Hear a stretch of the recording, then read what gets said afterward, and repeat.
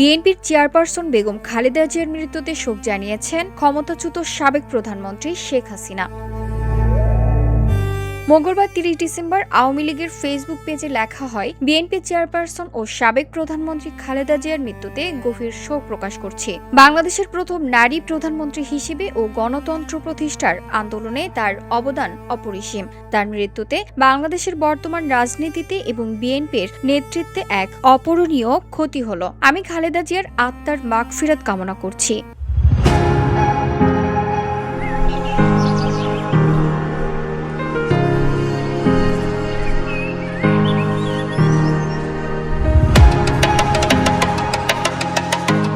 আমি তার ছেলে তারেক রহমান ও পরিবারের অন্যান্য শোকাহত সদস্যদের প্রতি গভীর সমবেদনা জানাই। আশা করছি মহান আল্লাহ তার পরিবারের সদস্যদের এবং বিএনপির সবাইকে এই শোক কাটিয়ে উঠতে সহায়তা করবেন।